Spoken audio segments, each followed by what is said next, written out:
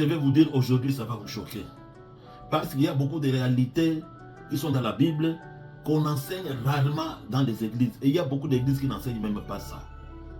Je pense que vous êtes déjà posé la question, comme moi-même je me posais cette question.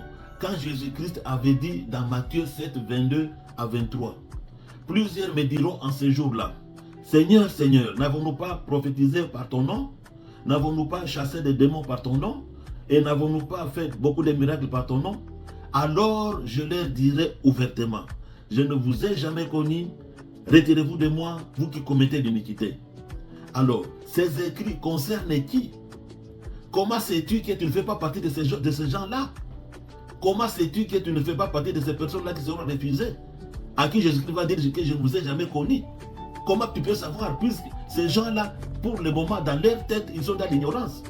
Ils pensent dans leur tête que Jésus-Christ, quand il va venir, il va leur prendre comme il va le prendre au jour de l'enlèvement.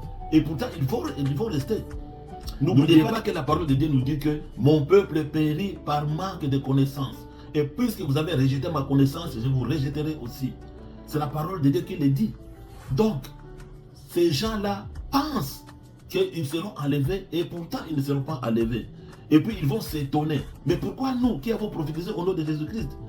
Pourquoi nous qui allons toujours à l'église? Pourquoi nous qui donnons de l'aumône? Et pourquoi ils nous laissent aujourd'hui comme ça? Mais Jésus-Christ va leur dire, je ne vous ai jamais connu.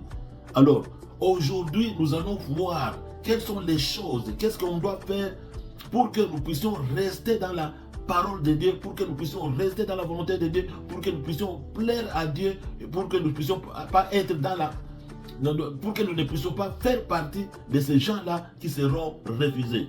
Donc on va suivre très tranquillement, suivez attentivement ce que je vais dire, puisque c'est une révélation qui vient de Dieu.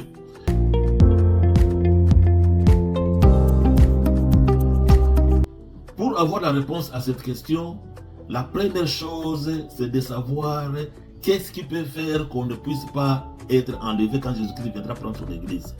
Qu'est-ce qui nous sépare de Dieu? La réponse est très simple. Ce qui nous sépare de Dieu, c'est le péché. Et tout le monde sait cela. À part le péché, il n'y a pas d'autres choses qui peuvent nous séparer de Dieu. C'est seulement le péché. Quelqu'un qui vit dans le péché, il ne sera pas enlevé. Celui qui ne veut pas recevoir Jésus-Christ comme Seigneur et Sauveur et vivre dans la sainteté, il ne sera pas enlevé. Quelqu'un qui vit dans le péché, il ne sera pas enlevé. Mais malheureusement, il y a beaucoup de personnes qui font ou qui vivent dans le péché sans le savoir. Et pourtant, ils sont dans le péché. Et ces personnes-là, elles restent dans le péché parce qu'elles ignorent qu'elles sont dans le péché. Dans 1 Jean 3, 4, la parole de Dieu nous dit, quiconque pêche transgresse la loi, et le péché est la transgression de la loi. Donc nous comprenons ici que le péché c'est la désobéissance à la loi. Et quand on parle de la loi ici, on ne parle pas de la loi de Moïse. On parle de la loi parole de Dieu, volonté de Dieu. Donc, si Dieu nous dit de faire ça, et nous on fait le contraire, directement nous désobéissons. Et c'est ce qu'on appelle le péché. Que ce soit petit, que ce soit grand, ça s'appelle péché. Donc nous devons obéir sans nous poser des questions à ce que Dieu nous demande de faire ou de penser. Nous tous, quand nous avons reçu Jésus-Christ, nous luttions pour ne pas tomber dans le péché. Et pourtant, Jésus-Christ venait de nous sauver. Pourquoi maintenant, celui qui est sauvé continue à lutter avec le péché? Il tombe et puis il vient demander pardon, et puis il se demande de faire même des jeûnes et des prières pour qu'il puisse quitter cette vie de péché, mais ça ne fonctionne pas. Pourquoi? Beaucoup de personnes jusqu'à présent luttent contre le péché. Chaque fois, ils tombent et puis ils se répandent. Et puis ils font des efforts pour qu'ils ne puissent plus tomber, mais ils continuent à tomber. Moi aussi, j'étais de ces gens-là. Et toute personne qui reçoit Jésus-Christ comme Seigneur et Sauveur passe par cette période-là. Il faut des luttes pour savoir comment faire pour ne plus tomber dans le péché. C'est ce qui est arrivé même à l'apôtre Paul. Donc c'est quelque chose qui arrive à tout le monde. C'était arrivé même à l'apôtre Paul.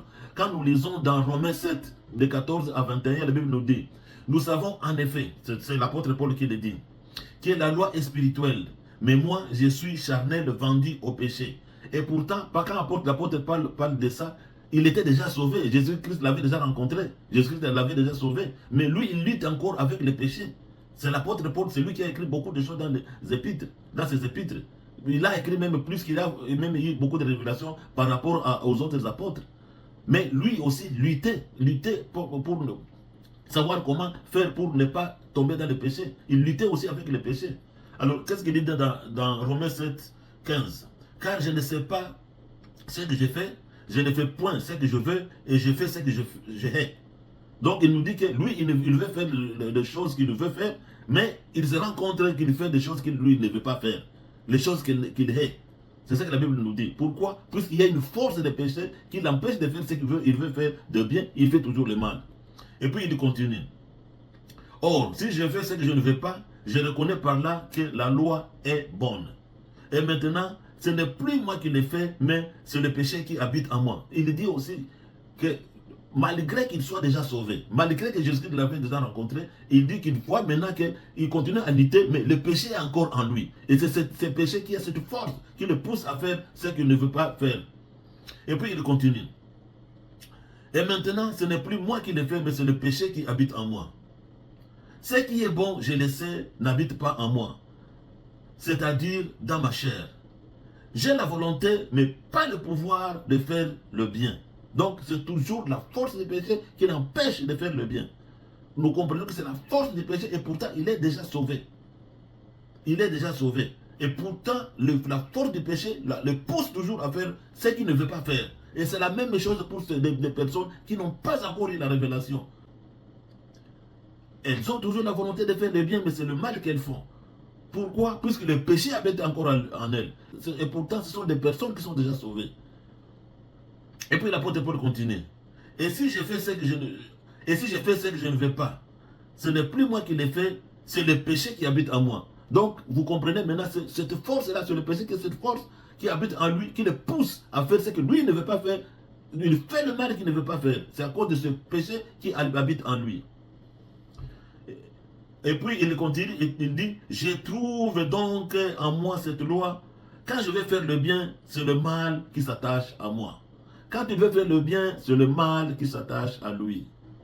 Vous comprenez que c'est ça, c'est qui pousse l'apôtre Paul, qui poussait l'apôtre Paul avant d'avoir la révélation de faire le mal au lieu de faire le bien, puisque le péché habitait encore en lui, malgré qu'il soit déjà sauvé. C'est la même chose aujourd'hui. Malgré que vous êtes sauvé, vous luttez avec le péché qui habite à vous. Vous ne savez pas qu'il y a un péché qui habite à vous et qui vous pousse toujours à faire le mal au lieu de faire le bien. Et chaque fois, quand vous faites ça, vous venez, vous repentez et puis vous revenez à Dieu. Vous repentez et puis vous revenez à Dieu. Et je vous informe que les gens qui vivent cette vie-là, ils n'ont pas la chance d'être enlevés quand Jésus-Christ viendra. Pourquoi? Puisque dans Apocalypse 3,16, ainsi, parce que tu es tiède et que tu n'es ni froid ni bouillant, je te vomirai de ma bouche. Donc ce sont ces gens-là qui se plaisent de toujours faire le péché et puis venir se repentir. Faire le péché et puis venir se repentir. Ces gens-là, la Bible nous dit que Dieu va les vomir. Ils n'ont pas la chance d'être enlevés quand Jésus-Christ viendra prendre son église.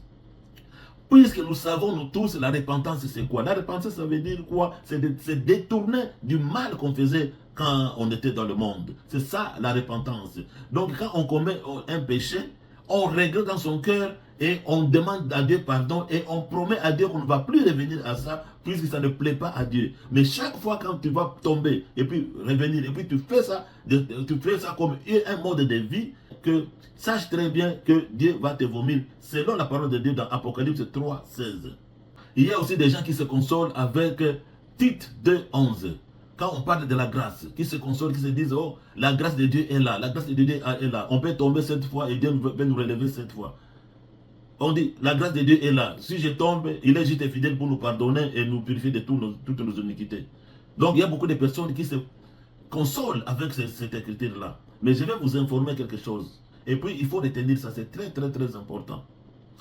Quand la Bible nous parle que cette fois l'Égypte peut tomber, cette fois Dieu va les relever, il ne parle pas de personnes qui ont l'habitude de pécher, de se repentir. Non.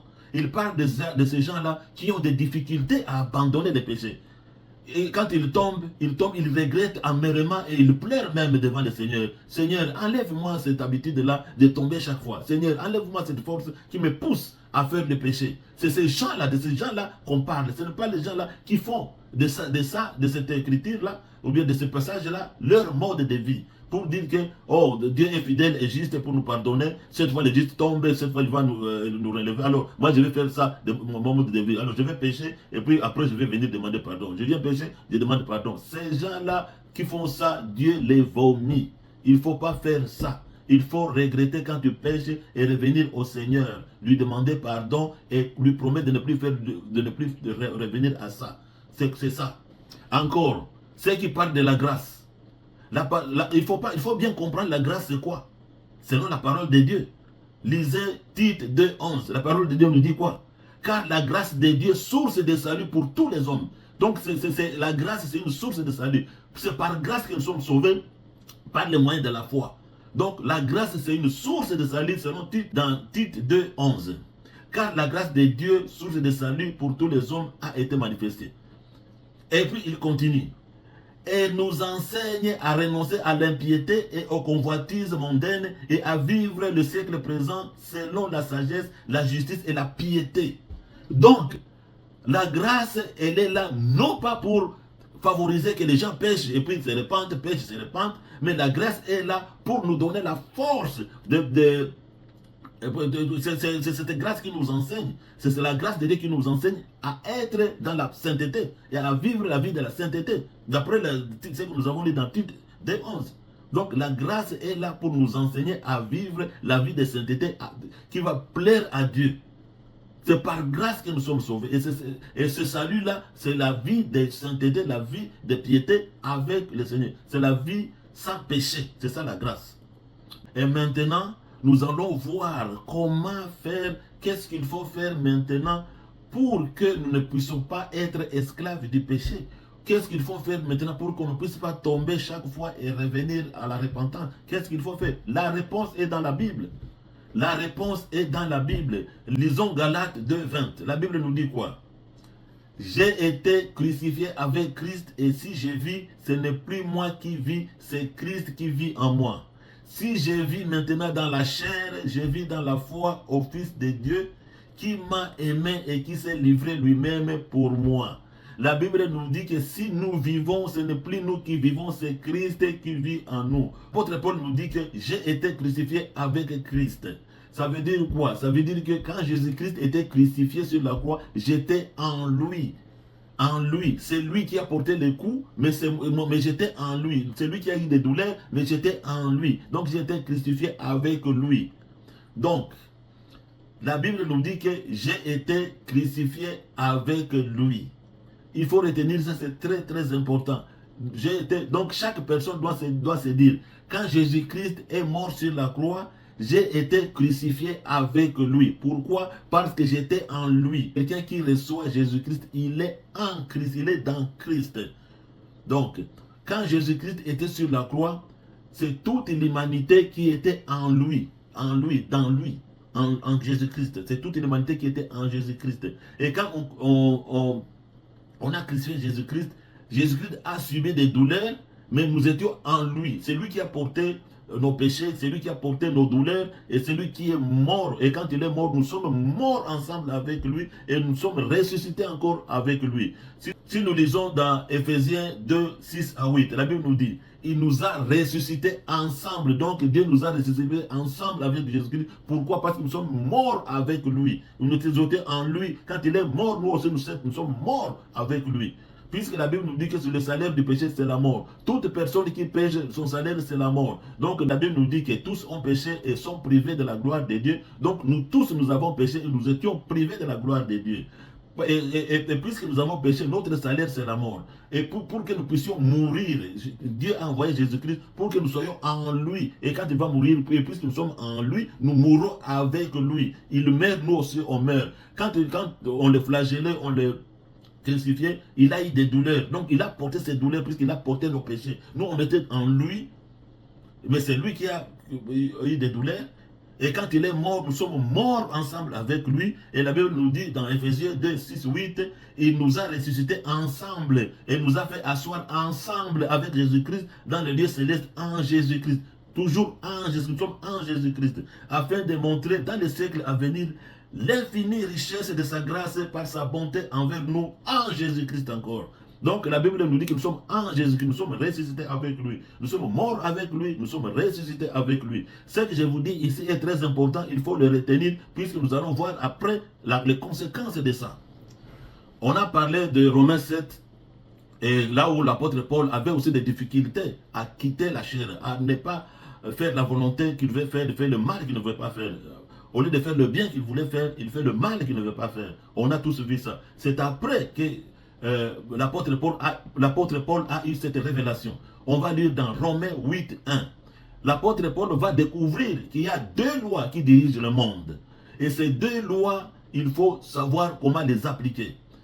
Dans Romains 8, 1, la Bible nous dit, il n'y a donc maintenant aucune condamnation pour ceux qui sont en Jésus-Christ. Ah, il comprend. Puisque nous sommes en Jésus-Christ, il n'y a plus de condamnation. Donc, pour que nous puissions vivre cette liberté de ne plus être condamné, on lit dans Romains 8, verset 2. En effet, la loi de l'esprit de vie en Jésus-Christ. Ah, ça c'est la première loi. Il y a une loi de vie en Jésus-Christ. Et puis il continue, il dit, m'a affranchi de la loi du péché et de la mort. Donc, il y a une loi qu'on appelle la loi de l'esprit de vie en Jésus-Christ. Je vous ai dit de retenir que nous sommes en Jésus-Christ, nous sommes morts en Jésus-Christ, nous sommes ressuscités en Jésus-Christ, nous sommes assis en Jésus-Christ toujours. Et puis la Bible nous dit ici, la première loi, donc il y a en effet la loi de l'esprit de vie en Jésus-Christ. Donc comme nous sommes en Jésus-Christ, il y a une loi qui s'appelle la loi de l'esprit de vie. Donc ce n'est plus moi qui vis, mais l'esprit qui me fait vivre en Jésus-Christ. C'est pourquoi je veux vivre la vie de Jésus-Christ. Ce n'est plus moi qui vis, c'est Christ qui vit en moi. Donc, si c'est Jésus-Christ, si c'est Christ qui vit en moi, donc celui qui vit en moi, c'est sa vie que je vais vivre. C'est ça la parole de Dieu. Et puis la parole de Dieu nous dit que c'est lui qui est en Christ, il est une nouvelle création. Les choses anciennes sont passées, voici toutes choses sont devenues nouvelles. Ah, donc ça veut dire que celui qui est en Christ, il est une nouvelle création.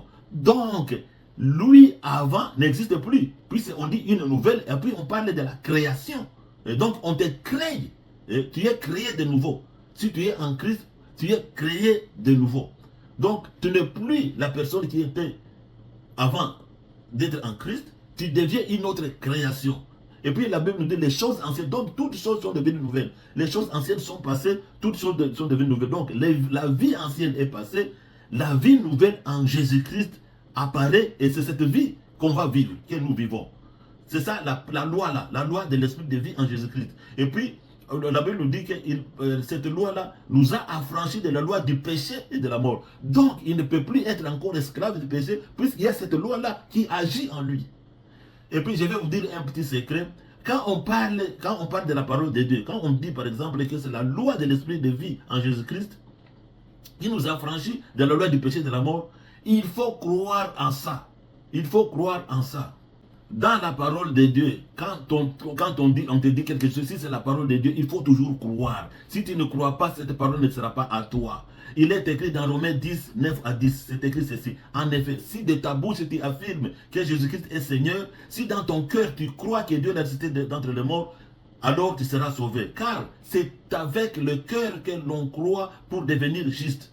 Et c'est avec la bouche que l'on affirme sa foi pour parvenir au salut. Il faut toujours accepter ce que la parole de Dieu dit et croire à ça et vivre ça. C'est pourquoi quand on te dit que la loi de l'esprit de vie en Jésus-Christ, il faut accepter ça, il faut croire ça et confesser ça et vivre ça. Que c'est de cette loi que je vais vivre. La loi de l'esprit de vie en Jésus-Christ, je vais vivre. Et croire que cette loi t'a affranchi de la loi du péché et de la mort. Croire que tu es en Christ et que la vie que tu vis, ce n'est plus ta vie que tu vis. C'est tu vis la vie de Jésus-Christ qui est en toi. La Bible nous dit que les choses anciennes sont passées. Tu es une nouvelle création. Oh, Dieu t'a créé. Donc tu n'es plus la personne qui était avant. Tu es une nouvelle création. Dieu t'a créé de nouveau. Tu es né de Dieu. non de la volonté de la chair ni du sang, mais de Dieu lui-même. Il t'a engendré en Jésus-Christ. Donc il faut croire ça et vivre ça. Maintenant, nous allons lire dans Romains 6, verset 6. La parole de Dieu nous dit quoi? Ainsi, sachant que notre vieil homme a été crucifié avec lui, afin que le corps du péché fût détruit, pour que nous ne soyons plus esclaves du péché. La parole de Dieu nous dit que sachant que notre vieil homme a été crucifié avec lui, afin que le corps du péché fût détruit, pour que nous ne soyons plus esclaves du péché. Donc ça veut dire quoi? Ça veut dire que quand on a parlé que nous avons été crucifiés avec Jésus-Christ, puisque nous étions en lui, puisque nous sommes en lui, et nous sommes ressuscités avec lui, la parole de Dieu nous dit dans Romains 6 maintenant, comme nous savons déjà ça, comme nous savons déjà ça, donc ça veut dire que, sachant que notre vieil homme a été crucifié, donc nous savons déjà que notre vieil homme a été crucifié avec lui. Et donc, comme nous le savons maintenant, afin que le corps du péché fût détruit, pour qu'il ne soit plus esclave de... Ah, ok. Donc ça veut dire quoi? Ça veut dire que le corps du péché a été détruit. Donc on n'a plus le corps du péché. Pour que nous puissions vivre non selon la chair, mais selon l'esprit. Et pour que nous ne puissions pas être esclaves du péché. Puisque celui qui vit dans le péché, il est esclave du péché. Mais comme nous savons déjà, je vous ai dit que chaque fois quand on entend la parole de Dieu, il faut croire, confesser et vivre ça. Il faut confesser et croire que tu n'as plus le corps du péché. Le corps du péché est déjà mort. Et il est déjà mort, enterré et oublié.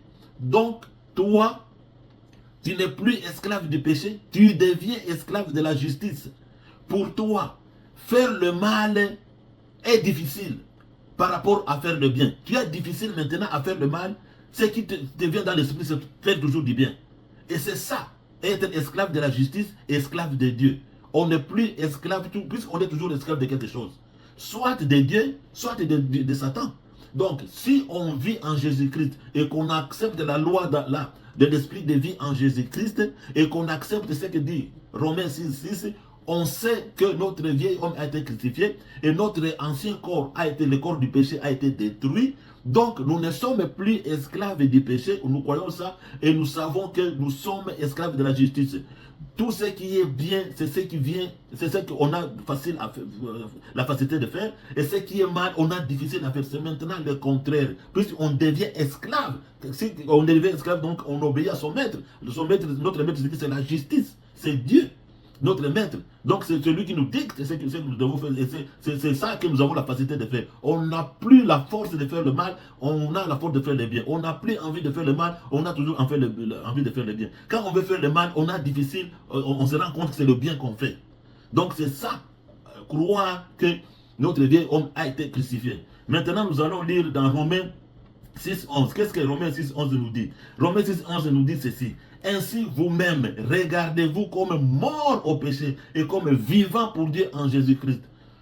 Donc nous nous regardons maintenant aujourd'hui comme morts, comme nous sommes déjà morts au péché. Mais maintenant nous vivons pour Dieu en Jésus-Christ. C'est comme ça que nous regardons. C'est comme ça que nous regardons. Donc il faut croire à ça et vivre ça. Une chose très importante à comprendre.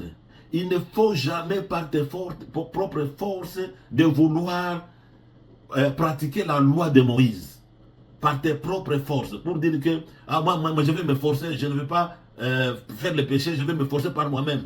Tu ne seras pas capable. Mais si tu crois en cette parole, Dieu, comme il est fidèle et comme sa parole est toujours vraie, tu vas vivre, tu vas être esclave de la justice, tu ne vas plus être esclave du péché. Puisque tu crois en ça et tu mets ça en pratique. Tu crois en ça et tu mets ça en pratique. Et ça sera ta vie de tous les jours. Maintenant, comment conserver ça? Puisque c'est une chose qu'il faut conserver. Et il faut vivre avec ça. Mais comment maintenant conserver cette chose-là pour qu'elle ne puisse plus nous échapper? Vous savez vous-même que Dieu, quand il a créé l'homme, il lui a donné une volonté. C'est pourquoi, dans le jardin d'Éden, il avait dit à Adam et Ève, vous avez le choix, soit de manger ou de ne pas manger le fruit de la connaissance du bien et du mal. Mais moi, je vous donne l'ordre de ne pas manger ça. Mais quand Adam et Ève ont mangé ça, Dieu n'est pas venu prendre leurs bras pour leur dire, ne mangez pas. Il n'a pas fait ça. Pourquoi? Puisqu'il leur a donné la volonté, le pouvoir de faire les choix. Puisque dans ce monde ici, c'est toujours les choix. Donc, soit tu choisis de croire dans ça et que Dieu te donne cette vie en Jésus-Christ, Dieu en Jésus-Christ, et que tu demeures en Jésus-Christ, soit tu renonces à ça. Tu as toujours les choix. Maintenant, quand on a cette assurance-là qu'on n'est plus esclave du péché, on est esclave de la justice et de Dieu, est-ce que ça va enlever que la tentation ne soit plus là? Non, la tentation sera toujours là, puisque le diable est là. Il est là pour tenter. Il a tenté Adam et Ève, il va continuer à tenter. Il a tenté Jésus-Christ qui était saint. Il est le saint des saints, mais le diable l'a tenté. Donc il va continuer à tenter. Mais quand il va venir te tenter, la Bible nous dit qu'il ne faut pas dire que c'est Dieu qui t'a tenté. Et puis la Bible va te dire que tu es tenté par quoi? Par quoi? Alors on va lire dans Jacques 1, 13 à 15. La Bible nous dit, si quelqu'un est tenté, qu'il ne dise pas c'est Dieu qui m'a tenté. Car Dieu ne peut pas être tenté par le mal faire. Et il ne tente lui-même personne. En réalité, tout être humain est tenté quand il se laisse entraîner et prendre au piège par ses propres désirs. Donc, ce sont vos désirs. Quand vous voyez quelque chose, vous commencez à désirer. C'est là que la tentation vient. C'est là que la tentation vient. Tu commences à désirer par tes propres désirs. Ensuite, tout mauvais désir conçoit et donne naissance au péché. Puisque tu acceptes, puisque tu as le choix, soit d'accepter que tu désires ça, ou de ne pas accepter. Tu vas voir ça. Et si tu te mets dans ton cœur que je vais contempler ça, je vais me faire tenter par ça, ça va te tenter puisque c'est toi-même qui as choisi ça. Et puis, la Bible nous dit que la tentation là, que toi-même, que tu t'es attiré par tes désirs, par de mauvais désirs, cette tentation va engendrer le péché. Et puis la Bible nous dit, ça va donner le péché, naissance au péché. Et quand le péché est pleinement développé, il engendrera la mort. C'est ce que la Bible dit. Donc ce n'est pas une garantie. Si tu fais toujours les bons choix, puis tu as toujours le choix, tu n'es plus esclave du péché. Si tu n'acceptes pas cette tentation par tes désirs, si tu n'acceptes pas que ces désirs viennent créer la tentation à toi, tu vas vivre la vie de sainteté. Il n'y a rien qui va t'empêcher de vivre la vie de sainteté. Je vais vous dire quelque chose, peut-être ça va vous choquer. Quelqu'un qui jusqu'à présent regarde une fille ou un garçon, et dans son cœur il pense, il a toujours cette pensée-là, de voir, elle est belle, elle a de belles formes, elle regarde, elle commence à avoir des pensées comme ça. Ne vous en faites pas, ces personnes ne vont pas au ciel. Il y a des personnes qui font ça, et puis par après ils font quoi? Elles vont au nom de Jésus, je ne veux pas avoir cette pensée-là. Au nom de Jésus, je ne veux pas avoir cette pensée-là. Et pourtant, quand on accepte ce que Jésus-Christ nous a dit, qu'est-ce que l'apôtre Paul a écrit dans Romains 6:6, on accepte qu'on a été crucifié et on accepte qu'on n'est plus esclave de péché, ces choses-là ne peuvent plus arriver. Et quelle vie nous allons vivre? La Bible nous dit, dans Galates 5, 16 à 26, je dis donc, marchez selon l'esprit et vous n'accomplirez point les désirs de la chair. Car la chair a des désirs contraires à ceux de l'esprit, et l'esprit en a des contraires à ceux de la chair. Ils sont opposés l'un à l'autre, afin que vous ne fassiez point ce que vous voudrez. Ça veut dire quoi? Ça veut dire qu'il y a la volonté de la chair, il y a aussi la volonté de l'esprit. Maintenant, quand nous ne sommes plus esclaves du péché, nous devons marcher selon l'esprit. Et si nous marchons selon l'esprit, nous n'allons plus accomplir les désirs de la chair. C'est cette tentation-là que nous voulons éviter. Pour éviter ça, il faut marcher selon l'esprit. Que dit l'esprit? L'esprit nous enseigne quoi? L'esprit nous enseigne qu'il faut demeurer dans la parole de Dieu, qu'il faut demeurer dans la présence de Dieu, que tout ce qu'on fait en acte, en parole et en pensée, il faut toujours faire tout au nom de Jésus-Christ pour la gloire de Dieu. Ça veut dire quoi? Ça veut dire que nous devons être des personnes qui devons être toujours dans la présence de Dieu, avoir une vie de prière, Toute personne née de nouveau qui a une vie de prière, il sent qu'il est toujours dans la présence de Dieu. Il n'y a aucune tentation qui peut l'attirer. Il le sent. Quand il voit une fille, il voit cette fille comme sa sœur. Il ne voit pas, il ne sent pas dans son cœur qu'il peut être attiré, il ne regarde pas ses parties, sa forme, ses formes, il ne regarde pas ça. Puisqu'il n'a pas cette force. Pourquoi? Puisqu'il demeure, il marche selon l'esprit. L'esprit nous demande d'être des personnes de prière, d'être des personnes qui sont toujours dans la parole de Dieu, d'être des personnes qui parlent de la parole de Dieu, donc toujours dans la présence du Seigneur, 24 heures sur 24. Quelqu'un qui est en Christ, qui est né de nouveau et qui marche comme ça, quand il y a, par exemple, des faiblesses, il va les sentir. Quand il commence à s'éloigner de Dieu, il va les sentir. Il va sentir qu'il commence à s'éloigner de Dieu et puis il va continuer à multiplier des prières, des psaumes, des louanges et consorts pour toujours demeurer dans la présence de Dieu. Toujours demeurer dans la présence de Dieu. Toujours demeurer dans la présence de Dieu. Et ça va nous aider à vivre une vie qui plaît à Dieu et on ne sera plus victime du premier passage qu'on a lu. Quand Jésus-Christ viendra prendre son église, il ne va pas te dire que, tu ne vas pas dire que, pourquoi tu m'as abandonné, puisqu'il ne va pas t'abandonner, puisque tu vas demeurer en lui, demeurer avec lui. La Bible nous dit que tous ceux qui sont conduits par le Saint-Esprit sont enfants de Dieu. Donc, un enfant de Dieu, il sait qu'il est conduit par le Saint-Esprit. Et l'Esprit lui-même convainc notre esprit que nous sommes enfants de Dieu. Donc, toute personne qui marche comme ça, c'est sûr et sûr, il ne va pas rater l'enlèvement. Je vous demande de partager ce message, puis c'est un message très fort, très puissant, qui va aider beaucoup de personnes à sortir de cet esclavagisme-là. Partagez ce message, ça va aider beaucoup de monde et tu seras béni. Que Dieu te bénisse, qu'il bénisse ta famille et qu'il te donne la force de mettre en pratique ce qu'on t'enseigne toujours. Que Dieu te bénisse au nom de Jésus. Amen.